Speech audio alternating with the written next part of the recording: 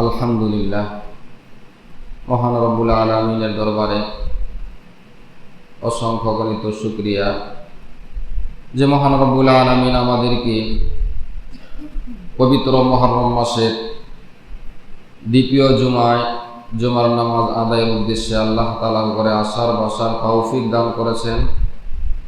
যে মহান রব্বুল আলামিন আমাদেরকে অত্যন্ত ভালোবেসে মহব্বত করে আদর করে আল্লাহ পাকের ঘরে আসার বসার তৌফিক দান করেছেন এবং নামাজ এবং খুতবার পূর্ব মুহূর্তে কোরআন ও হাদিস থেকে কিছু কথা বলার এবং শোনার জন্য যে মহান মালিক আমাদেরকে তৌফিক দান করেছেন সেই মহান রব্বুল আলামিনের দরবারে অন্তরের অন্তঃস্থল থেকে কালিমাতুশ শুকর আদায় করে সকলে বলি আলহামদুলিল্লাহ।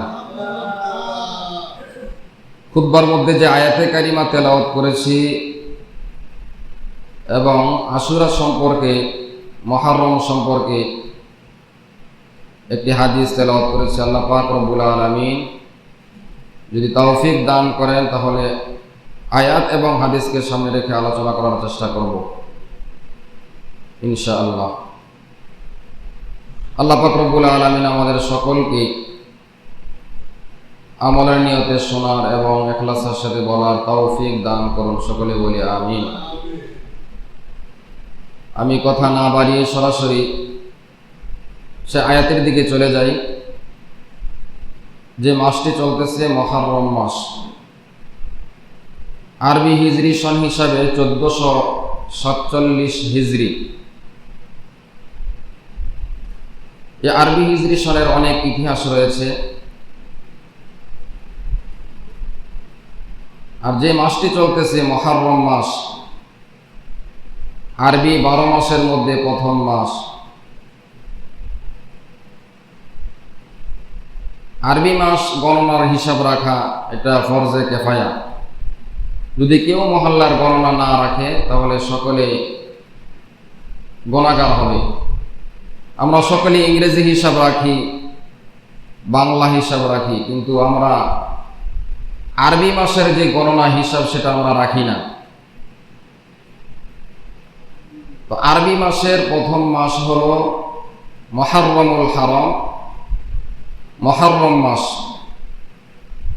12 মাসের মধ্যে 4টি মাস আল্লাহ পাক রব্বুল আলামিনের কাছে অনেক সম্মানিত মাস। ধারাবাহিকভাবে 3টি মাস, জিলকদ, জিলহজ, মুহররম এবং রজব। এই 4টি মাস আল্লাহ পাক রব্বুল আলামিন বলেছেন আমার মাস।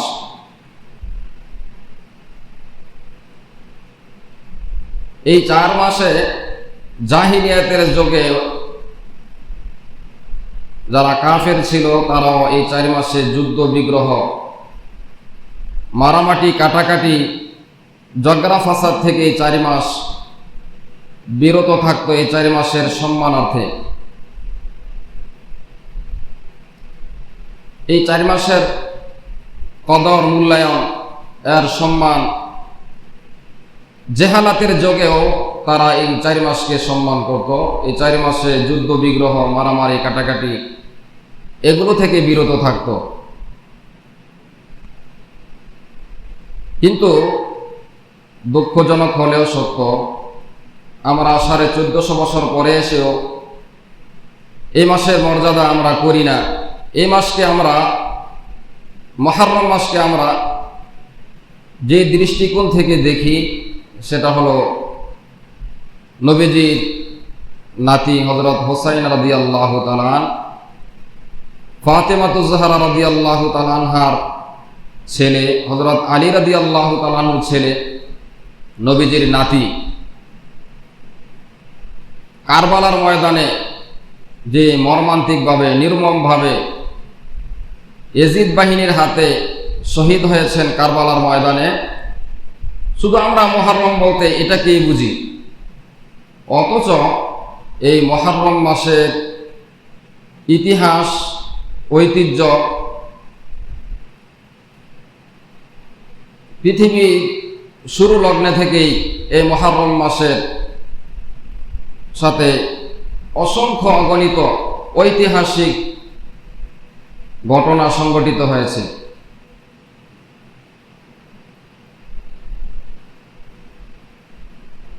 আল্লাহ পাক রব্বুল আলামিন আমার আপনার মা বাবা আদম আলাইহিস সালাতু ওয়াস সালাম এবং মা হাওয়া আলাইহাস সালাতু ওয়াস সালাম তারা যখন জান্নাতে ছিলেন, আল্লাহ পাক রব্বুল আলামিন বলেছিলেন, ওয়া আদামু উসকুন আনতা ওয়া যাওজুকাল জান্নাতা ফাকুলা মিন হাইসু শি'তুমা ওয়া লা তাকরাবা হাযিহিশ শাজারাতা ফাতাকুনা মিনাজ যালিমিন। হে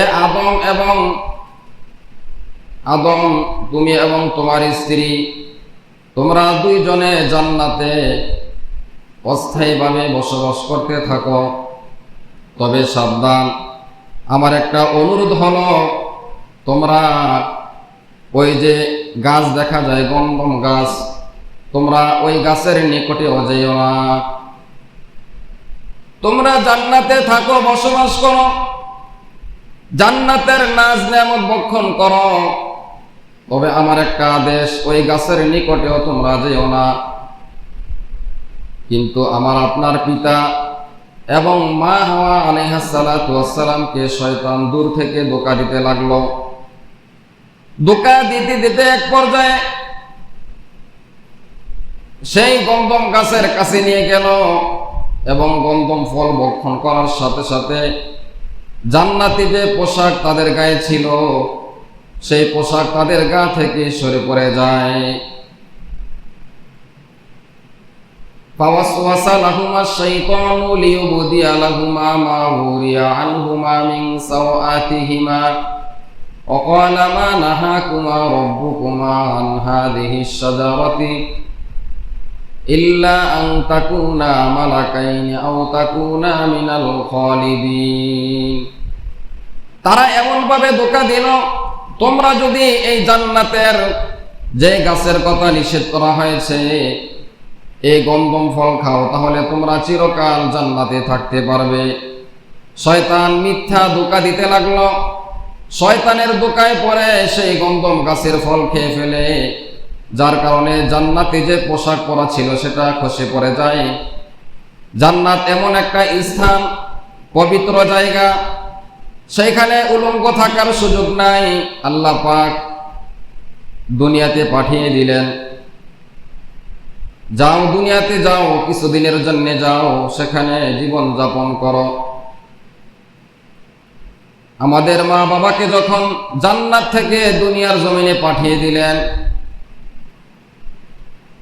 আল্লাহ পাক যে নিষেধ করেছিলেন গাছের কাছে যাওয়ার জন্য, এই যে ভুলটুকু করে ফেলেছেন, এই ভুলের ক্ষমার জন্য আল্লাহ পাক রব্বুল আলামিনের কাছে একদিন দুই দিন নয়, 1 মাস 2 মাস নয়, 1 বছর 2 বছর নয়, প্রায় 350 বছর পর্যন্ত আমার আপনার মা বাবা আল্লাহ তাআলার কাছে দোয়া করেছেন, তওবা করেছেন।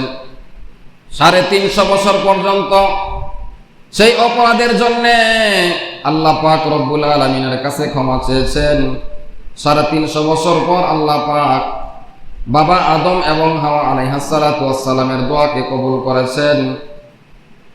সেই দোয়াটা আল্লাহ পাক রব্বুল আলামিন কোরআনুল কারীমের সূরা আরাফ 8 নম্বর পারার 12 নম্বর পৃষ্ঠার প্রথম আয়াত আল্লাহ তাআলা সেই আয়াতটাকে লিপিবদ্ধ করে দিলেন। কিয়ামত পর্যন্ত যত মানুষ দুনিয়ার জমিনে আসবে, তারা তাদের অপরাধ যখন হয়ে যাবে, নফসের খায়েশে পরে যখন দুনিয়ার জমিনে কোনো গুনাহ করে ফেলবে, তারা যদি আমার কাছে আদমের মতো হাওয়ার মতো তওবা করতে পারে, দোয়া করতে পারে, তাহলে আমি রব্বুল আলামিন তাদের জীবনের গুনাহ খাতা মাফ করে দিব। সেই দোয়াটা আল্লাহ পাক কোরআনে অবতীর্ণ করলেন, রব্বানা যালামনা আনফুসানা ওয়া ইল্লাম তাগফির লানা ওয়া তারহামনা লানাকুনান্না মিনাল খাসিরিন। আয় আল্লাহ, আপনি যদি আমাদেরকে ক্ষমা না করেন, আপনি ছাড়া আমাদের ক্ষমাকারী আর কেউ নাই। যদি আপনি আমাদেরকে ক্ষমা না করেন, তাহলে আমরা ক্ষতিগ্রস্ত হয়ে যাব। লানাকুনান্না মিনাল খাসিরিন, আমরা ক্ষতিগ্রস্ত হয়ে যাব। আপনি যদি আমাদের উপরে রহম না করেন, অনুগ্রহ না করেন, তাহলে আমরা ধ্বংস হয়ে যাব। এভাবে যখন দীর্ঘ 350 বছর পর্যন্ত আল্লাহ পাক রব্বুল আলামিনের কাছে অনুনয় বিনয় করে কান্নাকাটি করলেন, তাওবা করলেন, আল্লাহ পাক রব্বুল আলামিন তাদের দোয়াকে কবুল করে, তাদের আল্লাহ তাআলা তাওবাকে কবুল করে নিলেন। আমি আর আপনি কয়দিন আমার আপনার জীবনের গুনাহের জন্য তাওবা করেছি, অথচ প্রথম মানুষ, প্রথম নবী সামান্য একটা আদেশ অমান্য করার কারণে 350 বছর পর্যন্ত তাওবা করেছেন। যেই দিনে আল্লাহ পাক রব্বুল আলামিন আদম এবং হাওয়া আলাইহিস সালাতু ওয়াস সালাম তাদের তাওবাকে কবুল করেছিলেন, সেই দিনটা ছিল মুহররম মাসের 10 তারিখ, অর্থাৎ আশুরার দিবসে। আশুরার 10 তারিখে, মুহররম মাসের 10 তারিখে আল্লাহ পাক রব্বুল আলামিন আদম আলাইহিস সালাতু ওয়াস সালামের তাওবাকে কবুল করেছিলেন। সেই দিনটা ছিল এই মুহররম মাসের 10 তারিখ। শুধু তাই নয়, পয়গম্বর নূহ আলাইহিস সালাতু ওয়াস সালাম তিনি তার জাতিকে 950 বছর পর্যন্ত কালিমার দাওয়াত দিয়েছেন, একত্ববাদের দাওয়াত দিয়েছেন 950 বছর পর্যন্ত। قال رب إني دعوت قومي ليلا ونهارا, রাতের বেলা দাওয়াত দিয়েছেন, দিনের বেলা দাওয়াত দিয়েছেন, রাতেও দাওয়াত দিয়েছেন, দিনেও দাওয়াত দিয়েছেন একত্ববাদের। 950 বছর পর্যন্ত কওমের মাঝে কালিমার দাওয়াত দিয়েছেন। এই দীর্ঘ সময় পর্যন্ত একেবারে সামান্য 80 থেকে 82 জন মানুষ মুসলমান হয়েছে, কালিমা পড়েছে। আল্লাহ পাক রব্বুল আলামিন যখন আয়াত অবতীর্ণ করলেন, ওয়া উহিয়া ইলা নূহিন আন্নাহু লা ইউমিনা মিন কওমিকা ইল্লা মান ক্বাদ আমানা ফালা তাবতাইস বিমা কানু ইয়াফালুন। এই আয়াত অবতীর্ণ করে যখন আল্লাহ পাক রব্বুল আলামিন পয়গম্বর নূহকে জানিয়ে দিলেন, আপনি আপনার উম্মতের মাঝে 950 বছর পর্যন্ত কালিমার দাওয়াত দিয়েছেন, তারাই আর ঈমান গ্রহণ করবে না, যারা গ্রহণ করেছে তারা ব্যতীত আর কেউ ঈমান গ্রহণ করবে না। এই আয়াত যখন অবতীর্ণ করলেন, তিনি বুঝতে পারলেন আমি আর যতই একত্ববাদের দাওয়াত দেই, কালিমার দাওয়াত দেই, আমার এই কওম, আমার এই জাতি নষ্ট জাতি, এই পথভ্রষ্ট জাতি, গোমরা জাতি হেদায়েত গ্রহণ করবে না, ঈমান গ্রহণ করবে না। তিনি নিশ্চিত হয়ে গেলেন। তিনি যখন কোরআনের এই আয়াত শোনার পর নিশ্চিত হয়ে গেলেন, এবার রব্বুল আলামিনের কাছে দোয়া করলেন, ওয়াকালা নূহু রাব্বি লা তাযার আলাল আরদি মিনাল কাফিরিনা দাইয়ারা।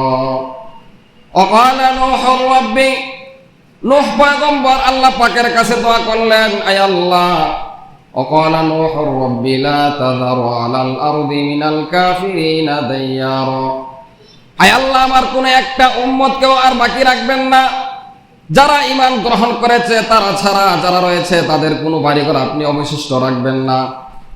ইন্নাকা ইন তাযারহুম ইউদিল্লু ইবাদাকা ওয়া লা ইয়ালিদু ইল্লা ফাজিরান কাফফারা, আপনি যদি তাদেরকে ছেড়ে দেন তাহলে তারা তাদের পিতামাতা, তাদের আত্মীয় স্বজন এবং আমার উম্মতদেরকে গোমরা করে ছাড়বে। আয় আল্লাহ, যারা কাফের, যারা ঈমান গ্রহণ করে নাই, তাদের একটাওকে আপনি ছাড় দিবেন না, তাদের সকলকে আপনি ধ্বংস করে দেন। পয়গম্বর নূহ যখন এই দোয়া করলেন, আল্লাহ পাক রব্বুল আলামিন সাথে সাথে সেই দোয়া কবুল করে নিলেন এবং পয়গম্বরকে জানিয়ে দিলেন, আপনি একটি কিস্তি নির্মাণ করেন, ওয়াসনাউল ফুলক, কিস্তি নির্মাণ করেন। ওয়াকুল্লামা মাররা আলাইহি মালাউম মিন কওমিহি সাফিরু মিন, যেই কিস্তিতে, যেই নৌকাতে, যেই জাহাজে যারা ঈমান গ্রহণ করেছে আপনার উম্মত, তারা সেখানে আরোহণ করবে, তারা ছাড়া যত উম্মত বাকি থাকবে তাদেরকে আপনি সেই কিস্তিতে আরোহণ করাইবেন না, উঠাইবেন না। আল্লাহ পাক রব্বুল আলামিনের তত্ত্বাবধানে, আল্লাহ পাক রব্বুল আলামিনের আদেশে যখন পয়গম্বর নূহ নৌকা নির্মাণ করলেন, পৃথিবীর ইতিহাসে প্রথম নৌকা, নূহ পয়গম্বর কওমের লোকেরা, নূহ পয়গম্বরের জাতির লোকেরা তারা তিরস্কার করতে লাগলো যে এই শুকনা জায়গায় নৌকা নির্মাণ করতেছে। তারা সকালে ঠাট্টা বিদ্রুপ করে দিল, কিন্তু আল্লাহ পাকের হিকমত তাদের বুঝার কোনো ক্ষমতা ছিল না। আল্লাহ পাক আদেশ করেছেন, নৌকা নির্মাণ করলেন। যথাসময়ে আল্লাহ পাক আদেশ করলেন। নূহ পয়গম্বর জানতে চাইলেন, এই আল্লাহ কখন আপনি প্লাবন দিবেন, তাদেরকে ধ্বংস করবেন? আল্লাহ পাক জানিয়ে দিলেন, হাত্তা ইযা জাআ আমরুনা ওয়া ফারাত্তান নূর, যখন দেখবেন আপনি রান্না করার যে চুলা আছে, মাটির চুলা নিচ থেকে পানি বের হইতে থাকবে, তখনই আপনি বুঝতে পারবেন। ঠিক ওই সময় আপনি যারা ঈমান গ্রহণ করেছে, আপনার দলভুক্ত হয়েছে, তাদেরকে আপনি সেই কিস্তিতে আরোহণ করাবেন।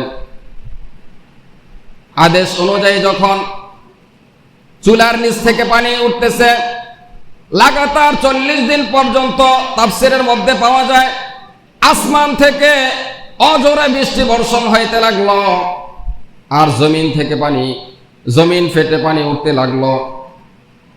দীর্ঘ 40 দিন পর্যন্ত যখন আসমান থেকে বৃষ্টি বর্ষণ এবং জমিন থেকে পানি উঠতে লাগলো, চতুর্দিকে পানি আর পানি, মহাপ্লাবন শুরু হয়ে যায়। তিনি ওনার সন্তানকে বললেন, হে আমার সন্তান, তুমি আমাদের সাথে ঈমান গ্রহণ করে কিস্তিতে আরোহণ করো, নৌকায় আরোহণ করো। নূহ আলাইহিস সালাতু ওয়াস সালামের সন্তান বললেন, ক্বালা সাআউই ইলা জাবালি ইয়াসিমুনি মিনাল মা, হে আমার বাবা, ওই যে দূরে উঁচা পাহাড় দেখা যায়, আমি সেই পাহাড়ে আত্মরক্ষা করব, প্লাবন আমাকে ধ্বংস করতে পারবে না, সেখানে পানি উঠতে পারবে না। ওই যে বিশাল উঁচা পাহাড় দেখা যায়, আমি সেই পাহাড়ে অবস্থান করব, পাহাড়ে উঠে যাব। ক্বালা সাআউই ইলা জাবালি ইয়াসিমুনি মিনাল মা ক্বালা লা আসিমাল ইয়াওমা মিন আমরিল্লাহি ইল্লা মান রাহিমা রাব্বুক। পিতার কথা না শুনে সে নৌকায় আরোহণ করে নাই, ঈমান গ্রহণ করে নাই। আল্লাহ পাক সাথে সাথে বললেন, ক্বালা ইয়া নূহ, হে নূহ, ইন্নাহু লাইসা মিন আহলিক, সে আপনার সন্তান নয়, আপনার পরিবারভুক্ত নয়। লাইসা মিন আহলিক ইন্নাহু আমালুন গায়রু সালিহ, সে বদকার, তাকে আপনার সন্তান পরিচয় দিবেন না, সে আপনার সন্তান নয়। যদিও আপনার পরিবারের আপনার সন্তান, কিন্তু ঈমান গ্রহণ না করার কারণে সে আপনার সন্তান নয়, আপনার পরিবারভুক্ত নয়। আপনার পরিবারভুক্ত হলো তারা যারা আপনার দাওয়াতে, আপনার ডাকে সাড়া দিয়ে ঈমান গ্রহণ করেছে, যারা ঈমানের কালিমা পড়েছে, একত্ববাদের কালিমা পড়েছে, তারা ছাড়া বাকি কেউ আপনার পরিবারভুক্ত নয়, আর আপনি তাকে রাখবেন না। ক্বালা ইয়া নূহ ইন্নাহু লাইসা মিন আহলিক। এভাবে যখন চতুর্দিকে পানি আস্তে আস্তে বাড়তে লাগলো, যেই পাহাড়ে সে অবস্থান করবে, পাহাড়ের উঁচায় পানি উঠে গেল, সকলে ধ্বংস হয়ে গেল। এক পর্যায়ে যখন আসমান থেকে বৃষ্টি বর্ষণ বন্ধ হয়ে গেল, জমিনকে আল্লাহ পাক রব্বুল আলামিন ঘোষণা করলেন, হে জমিন, তুমি আবার আগের মতো পানিকে তুমি শোষণ করে নাও, তোমার ভিতরে পানি নিয়ে যাও। এভাবে জমিন যখন পানিকে গ্রাস করলো, আসমানের বৃষ্টি বর্ষণ শেষ হয়ে গেল, বন্ধ হয়ে গেল। যেই দিনটি ছিল এই মুহররম মাসের 10 তারিখে আল্লাহ পাক রব্বুল আলামিন কুদরতিভাবে সে নূহ পয়গম্বরের কিস্তিকে যদি পর্বতে আল্লাহ পাক অবস্থান করাইলেন, বলি সুবহানাল্লাহ। তুরস্কের সেই যদি পর্বতে গিয়ে নূহ পয়গম্বরের সেই কিস্তি থেমে যায়। যেই দিবসটি ছিল, যেই দিনটি ছিল, সেটা ছিল এই মুহররম মাসের 10 তারিখ, অর্থাৎ আগামী রবিবার।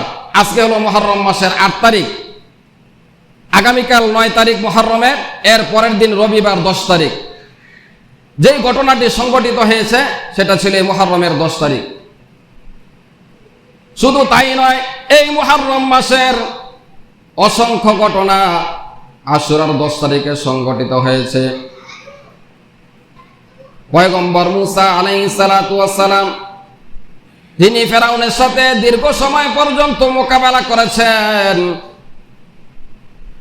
শেষ পর্যায়ে যখন মূসা আলাইহিস সালাতু ওয়াস সালামের পিছনে ফাআতবাউহুম মুশরিকিন, এবার যখন ফেরাউন এবং তার বাহিনী বনি ইসরাইল এবং পয়গম্বর মূসা আলাইহিস সালাতু ওয়াস সালামকে এই দুনিয়া থেকে শেষ করে দেওয়ার জন্য পরিপূর্ণ সিদ্ধান্ত গ্রহণ করল, আল্লাহ পাক রব্বুল আলামিন ওহীর মাধ্যমে জানিয়ে দিলেন, হে পয়গম্বর মূসা, ফেরাউন এবং তার সৈন্যবাহিনী কিন্তু আপনার উম্মত এবং আপনাকে ধরার জন্যে তারা প্রস্তুত হয়ে আছে। আল্লাহ পাকের আদেশে পয়গম্বর মূসা আলাইহিস সালাতু ওয়াস সালাম তিনি তার অত্যাচার থেকে বাঁচার জন্যে রওনা করলেন। ফাআতবাউহুম মুশরিকিন ফালাম্মা তারা আল জামানি ক্বালা আসহাবু মূসা ইন্না লামুদরাকুন। পয়গম্বর মূসা যখন বনি ইসরাইলকে সাথে নিয়ে রওনা করলেন, ফেরাউন তার সদল বল তাদের পিছনে দাওয়া করতে লাগলেন। এবার যাইতে যাইতে যখন সমুদ্রের কিনারায় চলে যায়, বনি ইসরাইলকে সাথে নিয়ে 12টি গোত্র পয়গম্বর মূসা আলাইহিস সালাতু ওয়াস সালামের সাথে ছিলেন। এবার সামনে দেখে বিশাল সমুদ্র, সমুদ্রের ঢেউ, পিছন দিকে ফেরাউনের সৈন্যবাহিনী তলোয়ার নিয়ে রেডি হয়ে আছে হত্যা করার জন্য। এবার বনি ইসরাইল বলতেছে পয়গম্বর মূসাকে, হে পয়গম্বর মূসা, বাড়িতে ছিলাম, ভালো ছিলাম, আপনি আমাদেরকে বাড়ি থেকে হিজরতের নামে বের করে নিয়ে আসলেন, এখন তো আমাদের কোনো বাঁচার উপায় নাই, যেহেতু সামনে বিশাল সমুদ্র, ঝাঁপ দিলে মারা যাব, পিছনে আমাদের শত্রু ফেরাউনের বাহিনী, তলোয়ারের নিচে যেতে হবে, আমাদের তো বাঁচার কোনো উপায় নাই। ফাআতবাউহুম মুশরিকিন ফালাম্মা তারা আল জামানি ক্বালা আসহাবু মূসা ইন্না লামুদরাকুন। উম্মত যখন একথা বললেন, পয়গম্বর মূসা বললেন, ক্বালা কাল্লা ইন্না মাইয়া রাব্বি সায়াহদিন। ভয়ের কোনো কারণ নাই, চিন্তার কোনো কারণ নাই, যেহেতু আল্লাহ পাক রব্বুল আলামিন ওহীর মাধ্যমে আমাকে হিজরত করার জন্য আদেশ করেছেন, যিনি আদেশ করেছেন তিনি আমাদেরকে ফেরাউনের বাহিনী থেকে হেফাজত করবেন, বলি সুবহানাল্লাহ। আমাদের সাথে ওয়ালা ইন্না মাইয়া রাব্বি সায়াহদিন, তিনি আমাদেরকে পথ বের করে দিবেন, রাস্তা বের করে দিবেন। আল্লাহ পাক রব্বুল আলামিনের আদেশে যখন পয়গম্বর মূসা আলাইহিস সালাতু ওয়াস সালাম এবার সমুদ্রের মধ্যে লাঠি দ্বারা আঘাত করলেন, বনি ইসরাইল 72 দলে বিভক্ত ছিল, 12টি গোত্র ছিল, 12টি গোত্রের জন্য আল্লাহ পাক রব্বুল আলামিন পয়গম্বর মূসা যখন সমুদ্রের মধ্যে লাঠি দ্বারা আঘাত করলেন, সাথে সাথে 12টা কওমের জন্য আল্লাহ পাক রব্বুল আলামিন 12টা রাস্তা কুদরতিভাবে আল্লাহ তাআলা নির্মাণ করে দিলেন, বলি সুবহানাল্লাহ। 12টি রাস্তা আল্লাহ পাক তৈরি করে দিলেন। যেহেতু পয়গম্বরদের পরিপূর্ণ বিশ্বাস ছিল আল্লাহ পাকের উপরে, ক্বালা কাল্লা ইন্না মাইয়া রাব্বি সায়াহদিন, কখনো আমাদেরকে ফেরাউন এবং তার বাহিনী কোনো ক্ষতি করতে পারবে না, আমাদের সাথে রয়েছেন রব্বুল আলামিন, আমাদেরকে পথ বের করে দিবেন, রাস্তা বের করে দিবেন। এবার পয়গম্বর মূসা আলাইহিস সালাতু ওয়াস সালাম এবং ওনার কওম, ওনার স্বজাতি 12টি কওমের লোকেরা যখন বনি ইসরাইল সেই রাস্তা দিয়ে রওনা করে সমুদ্র পাড়ে দিয়ে যখন নদীর ওপারে চলে যায়, অপরদিকে ফেরাউন এবং তার বাহিনী দেখতেছে দূর থেকে। কারণ ফেরাউন সে নিজেকে শুধু খোদাই দাবি করে নাই। সূরা নাজিয়ার মধ্যে আল্লাহ পাক রব্বুল আলামিন বলেন, ফেরাউন বলেছিল আনা রব্বুকুমুল আলা, আমি হলাম সবার বড় রব, আমি সবচেয়ে বড় খোদা। শুধু রবই বলে নেই, সে বলেছিল আনা রব্বুকুমুল আলা, আমি সবচেয়ে বড় খোদা। আল্লাহ পাক রব্বুল আলামিনকে 2 নম্বরে রাখছে, সে নিজেকে বড় খোদা দাবি করত। সে বলতো তার লোকদেরকে, তার জাতিকে, এই গোটা পৃথিবী আমি পরিচালনা করি, আমার আদেশে গোটা পৃথিবী পরিচালিত হয়, রাতের বেলা আমি সব কিছু ফয়সালা করি, যেহেতু আমি করি, এই যে নদীর একেবারে পাশে যখন মুসা পয়গম্বর আসছে, এই যে রাস্তা হয়ে গেছে, এটা আমার আদেশে হয়েছে, তোমরা নির্ভয়ে রওনা করো। যখন সেই জালেম ফেরাউন রওনা করলো, আল্লাহ পাক রব্বুল আলামিন সমুদ্রের যখন একেবারে মাঝামাঝি চলে যায়, এবার আল্লাহ পাক রব্বুল আলামিন কুদরতি ভাবে সেই রাস্তাকে বন্ধ করে দেন। ঠিক সেই মুহূর্তে ফেরাউন বলতেছিল, হাত্তা ইযা আদরাকাহুল গরকু ক্বালা আমানতু আন্নাহু লা ইলাহা ইল্লাল্লাযী আমানাত বিহি বানু ইসরাঈলা ওয়া আনা মিনাল মুসলিমিন।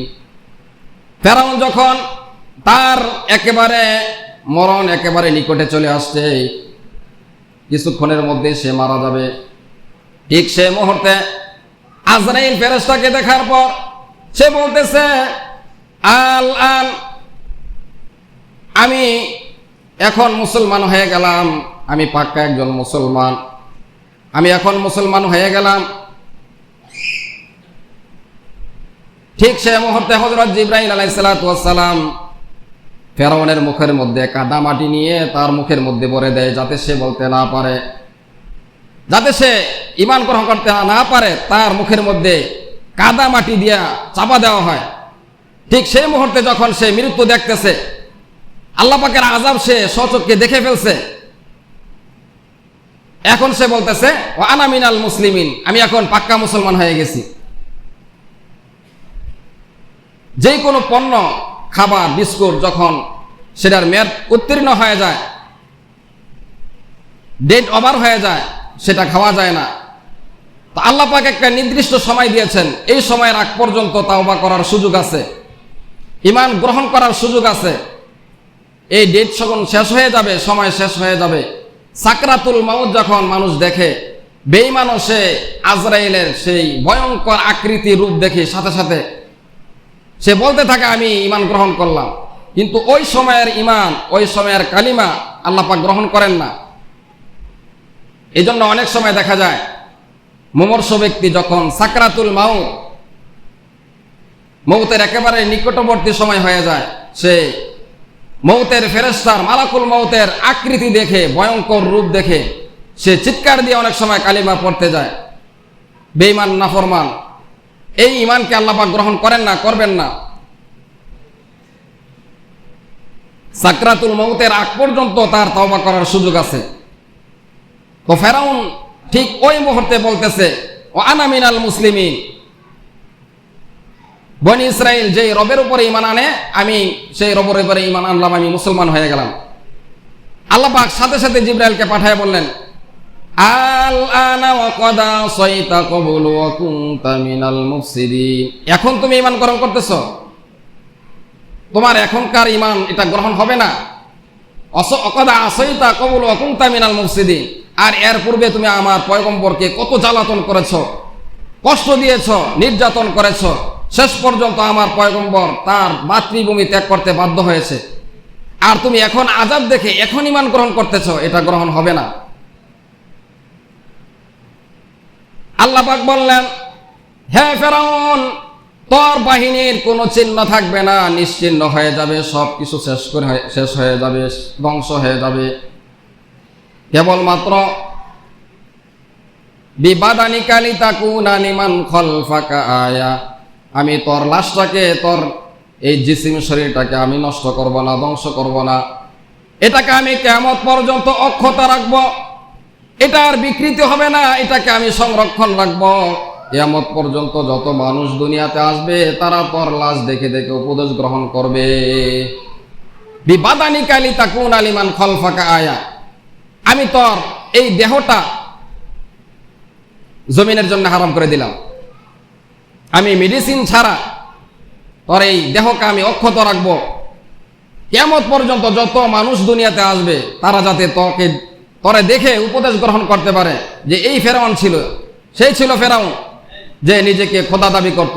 আজকে সে নিঃস্ব, অসহায়, তার কোনো ক্ষমতা নাই, কোনো পাওয়ার নাই, দেখো পৃথিবীর বাদশারা, যারা তোমরা রাজত্ব দেখাও, ক্ষমতা দেখাও, তোমাদের ক্ষমতা তো ফেরাউনের কাছে কিছুই না।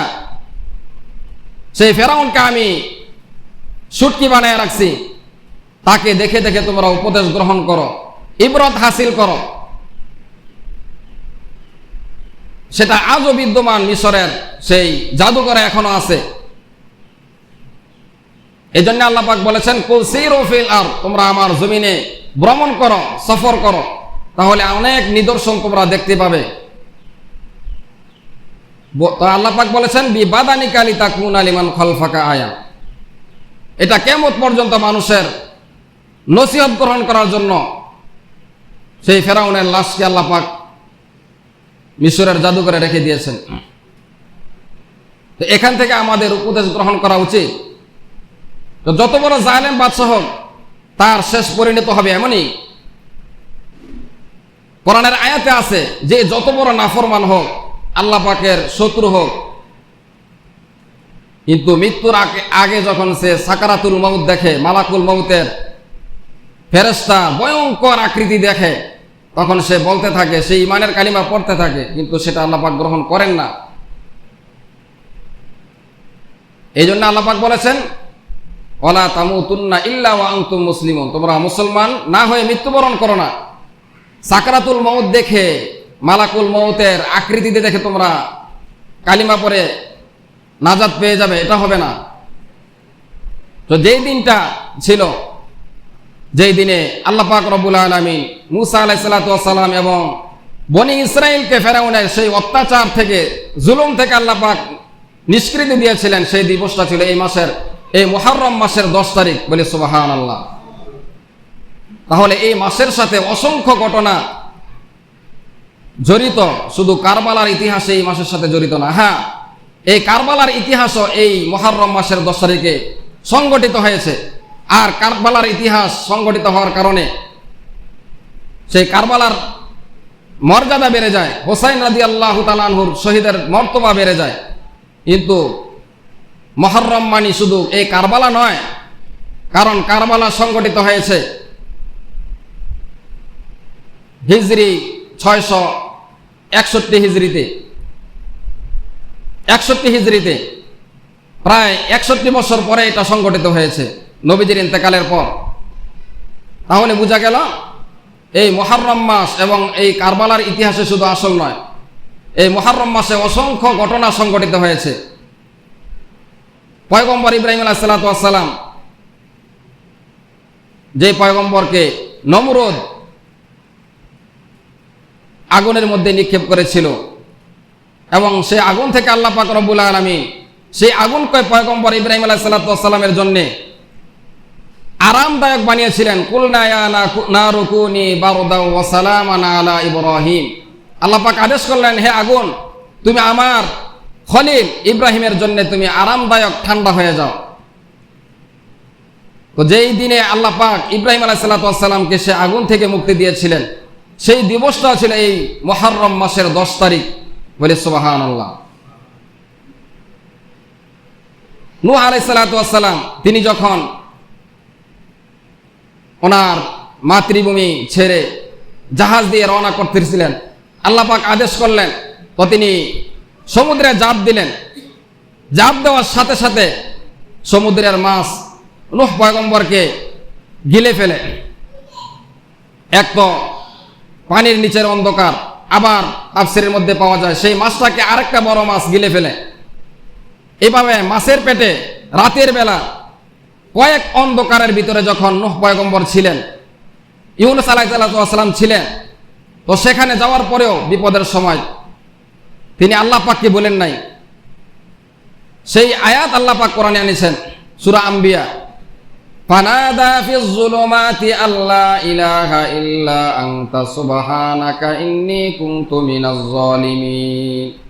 ফানাদা ফিজ যুলুমাত, ইউনূস পয়গম্বর যখন একাধিক অন্ধকারের মধ্যে ছিলেন, রাতের বেলা এক অন্ধকার, পানির নিচে এক অন্ধকার, আবার মাছের পেটের ভিতরে আরেক অন্ধকার, একাধিক অন্ধকারের ভিতরে ফানাদা ফিজ যুলুমাতি আল্লা ইলাহা, সেখানে আল্লাহ তাআলাকে স্মরণ করলেন, আল্লাহ ছাড়া কোনো ইলাহ নাই, যেহেতু এই গভীর পানির নিচে আমি যত জোরে আওয়াজ দেই পৃথিবীর কেউ শুনবে না, আমাকে বাঁচাইতে পারবে না, তিনি সেই কঠিন মুসিবতের সময় আল্লাহ পাক রব্বুল আলামিনকে স্মরণ করলেন। লা ইলাহা, সকলে বলি লা ইলাহা ইল্লা আনতা সুবহানাকা ইন্নী কুনতু মিনাজ জালিমিন। এইভাবে যখন মাছের পেটে যাওয়ার পরে আল্লাহ পাকের স্মরণ করলেন, আল্লাহ পাকের জিকির করলেন, আল্লাহ পাক সেই মাছের পেটে কুদরতিভাবে পয়গম্বর ইউনুস আলাইহিস সালাতু ওয়াস সালামকে হেফাজত করেছেন, বলি সুবহানাল্লাহ। সেই মাছের পেট থেকে তাফসিরের মধ্যে আসছে দীর্ঘ 40 দিন পর্যন্ত সেই মাছের পেটে ছিলেন। যেদিন মাছের পেট থেকে সমুদ্রের কিনারায় আল্লাহ পাক কুদরতিভাবে নূহ পয়গম্বর ইউনুস আলাইহিস সালাতু ওয়াস সালাম যখন মাছের পেট থেকে যেদিন মুক্তি লাভ করেন, সেই দিবসটা ছিল এই মুহররম মাসের 10 তারিখ, বলি সুবহানাল্লাহ। এই আশুরার 10 তারিখে আল্লাহ পাক ইউনুস আলাইহিস সালাতু ওয়াস সালামকে মুক্তি দান করেন। শুধু একটা দুইটা নয়, অসংখ্য ঘটনা সংঘটিত হয়েছে এই মুহররম মাসের এই আশুরার 10 তারিখে। মুহররম মাসের 10 তারিখে আশুরা বলা হয়। আশুরা এই জন্য বলা হয় যে 10 পয়গম্বরের 10টা ঘটনা এরকম সংঘটিত হয়েছে।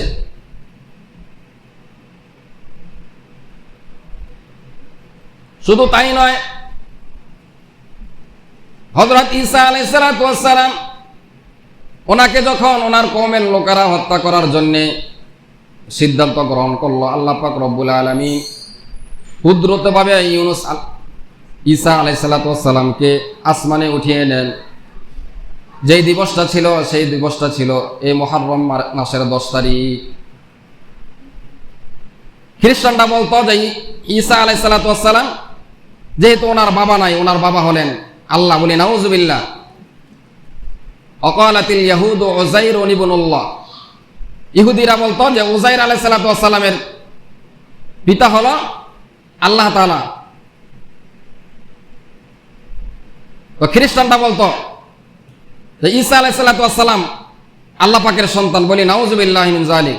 তো আল্লাহ পাক বলেন আদম আলাইহিস সালাতু ওয়াস সালাম, তার তো পিতাও ছিল না, মাও ছিল না, আমি তাকে কিভাবে সৃষ্টি করলাম? তার তো মা আছে, পিতা নাই, কিন্তু আদমের তো মাও নাই, বাবাও নাই। আমি তো মা এবং বাবা ছাড়াও আদমকে সৃষ্টি করেছি। তাহলে তোমরা যে আমাকে মিথ্যা অপবাদ দাও, আমি তো শুধু আদেশ করি, শুধু বলি কোন, সেটা সাথে সাথে হয়ে যায়। এই অপবাদ দিত। তো আল্লাহ পাক কুদরতিভাবে ঈসা আলাইহিস সালাতু ওয়াস সালামকে আসমানে উঠিয়ে নেন। যেই দিবসটা ছিল সেটা ছিল এই মুহররমের 10 তারিখ। তাহলে এই মুহররমের 10 তারিখে অসংখ্য ঘটনা সংঘটিত হয়েছে। সর্বশেষ যে ঘটনা সংঘটিত হয়েছে সেটা ছিল এজিদ বাহিনীর কাছে নবীজির নাতি আলী রাদিয়াল্লাহু তাআলার সন্তান, মা ফাতিমার সন্তান হযরত হোসেন রাদিয়াল্লাহু তাআলা কারবালার প্রান্তরে যে নির্মমভাবে নবীজির আহলে বায়াত, নবীজির বংশধর সাহাবাই কেরাম প্রায় 72 জন সাহাবী সেই কারবালার ময়দানে এজিদ বাহিনীর হাতে নির্মমভাবে শহীদ হয়। সেই ঘটনাটিও হিজরি 61 সনে এই মুহররম মাসের 10 তারিখে সংঘটিত হয়। সর্বশেষ আমার আপনার পয়গম্বর মুহাম্মাদুর রাসূলুল্লাহ সাল্লাল্লাহু আলাইহি সাল্লাম তিনি যখন মক্কা থেকে মদিনায় গেলেন, মদিনায় যাওয়ার পর দেখলেন মদিনার ইহুদিরা এই মুহররমের 10 তারিখে রোজা রাখে। জিজ্ঞেস করলেন তোমরা এই দিবসে রোজা রাখো কেন? তো তারা বললেন, ইহুদিরা বললেন যে আমরা এই জন্য রোজা রাখি এই মুহররমের 10 তারিখে যে আমাদের নবী মুসা আলাইহিস সালাতু ওয়াস সালামকে আল্লাহ পাক রব্বুল আলামিন ফেরাউনের অত্যাচার থেকে, জুলুম থেকে আল্লাহ পাক নাজাত দিয়েছিলেন। বনি ইসরাইলকে সেই সমুদ্র পাড়ি দিয়ে তাদেরকে আল্লাহ পাক পার করে দিলেন এবং ফেরাউনের বাহিনীকে সমুদ্রে আল্লাহ পাক রব্বুল আলামিন নিমজ্জিত করলেন। আল্লাহ পাক যে মুসা আলাইহিস সালাম এবং তার কওমের লোকদেরকে আল্লাহ পাক মুক্তি দিয়েছেন, সেই শুকরিয়াতান আমরা এই মুহররমের 10 তারিখে রোজা রাখি। তো নবীজি তাদের কথায় বললেন ওয়া নাহনু আহাক্কু বিমুসা মিনকুম, যে আমি তোমাদের চেয়ে বেশি হকদার, যেহেতু মুসা আমার ভাই, আমার পূর্বের নবী, আমরা তার বেশি অনুসারী, আমরা তোমাদের থেকে বেশি হক রাখি। অনাহনু আহাক্কু বিমূসা মিনকুম ফাসামাহু ওয়া আমারা বিসিয়ামিহি। এবং নবীজি সাহাবায়ে কেরামদেরকে আদেশ করলেন যে তোমরা এই মুহররমের 10 তারিখে রোজা রাখবে, আমিও রাখবো, তোমরা এই মুহররমের 10 তারিখে রোজা রাখবে। যেহেতু বনি ইসরাইল এই দিবসে মুক্তি লাভ করেছেন, মূসা আলাইহিস সালাতু ওয়াস সালাম এই দিবসে মুক্তি লাভ করেছেন, তা আমরা রোজা রাখবো। তবে ইহুদিদের সাথে মিল রেখে নয়। সুমু আশুরা ওয়া খালিফু ফিহিল ইয়াহুদা, যে তোমরা রোজা রাখবে ইহুদিদের সাথে মুখালাফাত করে, যে ইহুদিরা শুধু একটা রোজা রাখে মুহররমে, শুধু 10 তারিখে রোজা রাখে। তোমরা মুহররমের 9 তারিখ এবং 10 তারিখ, অথবা মুহররমের 10 তারিখ এবং 11 তারিখ, মুহররমের 10 তারিখের সাথে আগে পরে একদিন মিলিয়ে রাখবে, 2টা রোজা রাখবে। তাহলে ইহুদিদের সাথে তোমাদের আমলটা মিলবে না। তো হাদিসের মধ্যে, যেই খুতবার মধ্যে হাদিস পড়েছি, নবীজি বলেন আফজালুস সিয়ামি বাদা রমাদান শাহরুল্লাহিল মুহররম। ইসলামের শুরু যুগে এই মুহররমের রোজা, আশুরার রোজা, এটা রমজানের রোজা ফরজ হওয়ার আগে এই আশুরার রোজা ফরজ ছিল। যখনই আল্লাহ পাক রব্বুল আলামিন আয়াত অবতীর্ণ করে দিলেন যে রমজানের রোজা এখন থেকে ফরজ, তখন আশুরার রোজা, মুহররমের 10 তারিখের রোজা, এটা নফল হয়ে যায়। কেউ ইচ্ছা করলে রাখতে পারে, ইচ্ছা করলে নাও রাখতে পারে। তবে যদি কেউ এই মুহররমের আশুরার রোজা রাখে, 2টা রোজা রাখে, হাদিসের মধ্যে আসছে সিয়ামু ইয়াউমি আশুরা আহতাসিবু আলাল্লাহি আইয়ুকাফিরাস সানাতাল্লাতী ক্বাবলাহু। নবীজি বলেন যে আমি আল্লাহ পাকের কাছে এই আশাবাদী, এই আশা রাখি, যে ব্যক্তি মুহররমের রোজা রাখবে, আশুরার রোজা রাখবে, আল্লাহ পাক রব্বুল আলামিন তার পিছনের 1 বছরের গুনাহ মাফ করে দেবেন। বলি সুবহানাল্লাহ। তাহলে এই মুহররমের রোজার ফজিলত হাদিসের মধ্যে পাওয়া যায়। তিরমিজি শরীফের মধ্যে একাধিক হাদিস রয়েছে, বুখারীর মধ্যে হাদিস রয়েছে। তাহলে যারা আমরা এই মুহররমের 10 তারিখের রোজা রাখবো, হয় 9 তারিখ, 10 তারিখ, অথবা 10 তারিখ এবং 11 তারিখ, অর্থাৎ আগামীকাল এবং এর পরের দিন। রবিবার হলো মুহররমের 10 তারিখ, আগামীকাল 9 তারিখ, সোমবারে হলো 11 তারিখ। আমরা যারা পারি ইনশাল্লাহ নফল রোজা হিসাবে রাখবো। আমাদের মা বোনদেরকেও জানিয়ে দিব যে আগামীকাল অথবা এর পরের দিন, আগামীকাল এর পরের দিন এবং সোমবার 9 তারিখ, 10 তারিখ, অথবা 10 তারিখ, 11 তারিখ 2টা রোজা রাখবো। তাহলে কেউ যদি মুহররমের এই রোজা পালন করে, নবীজি বলেন যে আমি আশা রাখি আল্লাহ পাক এই রোজার উসিলায়, মুহররমের এই রোজার উসিলায় 1 বছরের পিছনের গুনাহ খাতা আল্লাহ পাক মাফ করে দিবেন। আল্লাহ পাক রব্বুল আলামিন আমাদের সকলকে এই মুহররমুল হারাম, মুহররম মাসের গুরুত্ব এবং তাৎপর্য বুঝার এবং যেভাবে পালন করা দরকার সেভাবে পালন করার আমাদের সকলকে আল্লাহ পাক রব্বুল আলামিন তৌফিক দান করুন। যারা সুন্নাত পড়ে নাই, আমরা 4 রাকাত